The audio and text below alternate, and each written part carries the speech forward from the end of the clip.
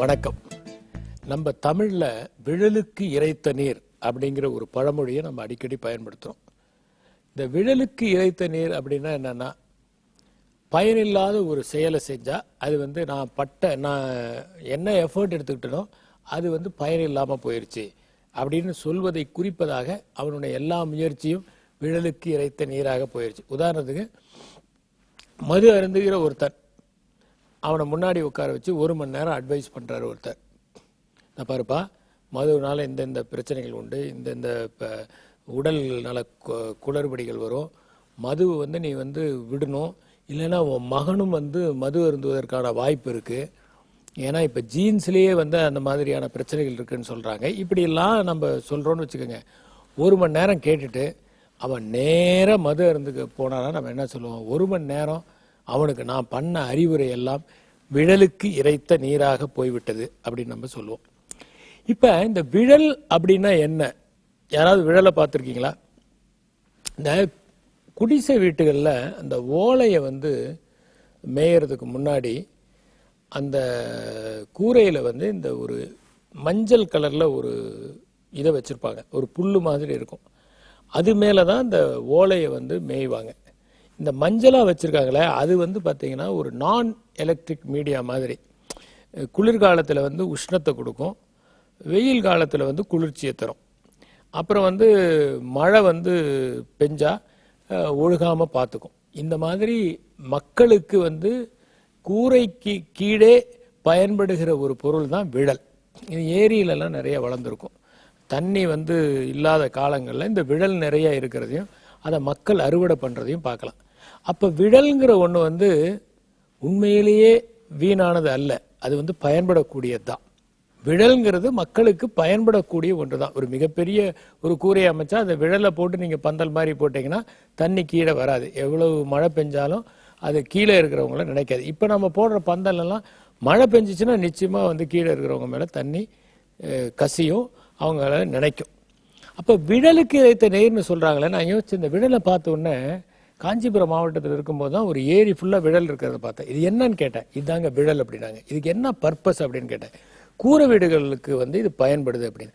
அப்புறம் ஏன் விழலுக்கு இறைத்த நீர்னு சொல்கிறாங்க? விழல் தான் பயன்படுது. உண்மையிலேயே பார்த்தீங்கன்னா இயற்கையில் எதுவுமே வீண் கிடையாது, எல்லாத்துக்குமே ஒரு பயன் இருக்குது.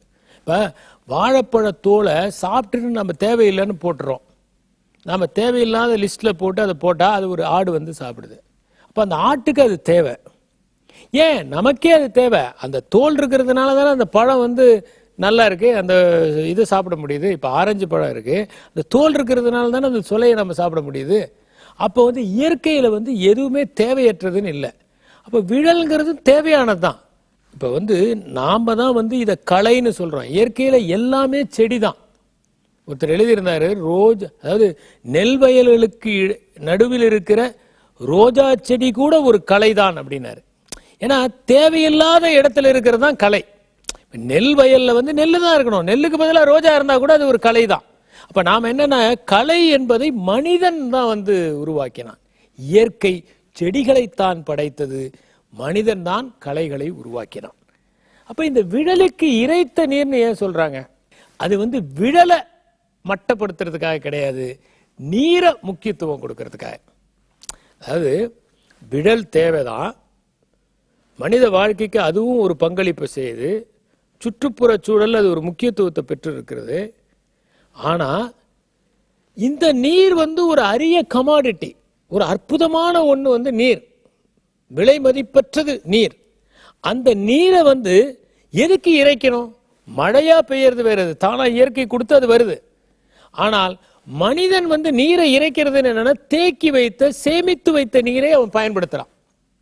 அப்போ அந்த நீரை அவன் எதுக்கு பயன்படுத்தணும்? நெல் வளர்க்க பயன்படுத்தலாம், கரும்பு வளர்க்க பயன்படுத்தலாம், வாழை வளர்க்க பயன்படுத்தலாம், கம்பு வளர்க்க பயன்படுத்தலாம், மக்காச்சோளம் வளர்க்க பயன்படுத்தலாம், பருத்தி வளர்க்க பயன்படுத்தலாம், பனை வளர்த்த பயன்படுத்தலாம், தென்னை வளர்க்க பயன்படுத்தலாம். ஆனால் விழலை வளர்க்க பயன்படுத்தக்கூடாது. ஏன்னா அந்த இடத்துல நீர் ரொம்ப ப்ரீஷியஸ். அந்த நீர், அதிகமான மதிப்பு உள்ள நீரை ஒரு விழலுக்காக பயன்படுத்துவதா அல்லது நெல்லுக்காக பயன்படுத்துவதா அப்படின்னு முடிவெடுக்கும் போது அவனுக்கு நெல்லு தான் முக்கியத்துவம், ஏனென்றால் விழல் தானாக வளரக்கூடியது. ஆகவே விழலுக்கு நீர் இறைப்பது என்பது விழலை மலினப்படுத்துவது அல்ல, அது நீரை மதிப்புப்படுத்துவதாக அமைந்திருக்கிறது. அப்ப நம்ம என்ன பண்ணணும்னா, இதுல இந்த பழமொழியில தெரிஞ்சுக்கிறது என்னன்னா, நம்ம நேரத்தை கூட நம்ம என்ன பண்ணணும், எது பயனுள்ளதோ அதுல தான் நம்ம பயன்படுத்தணும். இப்ப நமக்கு 1 மணி நேரம் கிடைக்குது, ஒரு புத்தகம், ஒரு பொழுதுபோக்கு புத்தகம், இன்னொரு புத்தகம் நமக்கு நாம பண்ற வேலைக்கு பயனுள்ளதா இருக்கும், நம்ம வாழ்க்கையை செம்மைப்படுத்தக்கூடிய ஒரு புத்தகம். அப்ப அந்த 1 மணி நேரத்தை எதுக்கு பயன்படுத்தணும்? இந்த பொழுதுபோக்கு புத்தகத்துக்கு பயன்படுத்தினா அது விழலுக்கு நீர் இறைக்கிற மாதிரி, இந்த நல்ல புத்தகத்துக்கு பயன்படுத்தா அது வயலுக்கு நீர் இறைக்கிற மாதிரி. ஆக நம்ம முன்னாடி எல்லா நேரங்கள்லையும் நேர மேலாண்மை, அப்புறம் பொருளாதார மேலாண்மை. இப்ப நம்ம கிட்ட 100 ரூபாய் இருக்கு, அதுல எதை வாங்கலாம்? 100 ரூபாய்க்கு ஒரு ஆடம்பரமான ஒரு பொருள் வாங்கலாம், 100 ரூபாய்க்கு பசிக்குது சாப்பாடுக்கான பொருள் வாங்கலாம். எதுக்கு நம்ம செலவு பண்ணணும்? அப்ப நம்ம ஆடம்பர பொருள் வாங்கினா அது விழலுக்கு இறைத்த நீர், ஆனால் அவசியமான பொருள் வாங்கினால் அது வயலுக்கு இறைத்த நீர். ஆகவே நம் வாழ்க்கையில் எல்லா முடிவெடுக்கிற போதும் நாம் கேட்க வேண்டிய ஒரு கேள்வி, இது விழலுக்கு இறைக்கும் நீரா அல்லது வயலுக்கு இறைக்கும் நீரா? வயலுக்கு இறைக்கும் நீராக அதை யார் மாற்றுகிறார்களோ அவர்களே மேன்மை அடைகிறார்கள், அவர்களே வெற்றி பெறுகிறார்கள். நன்றி, வணக்கம்.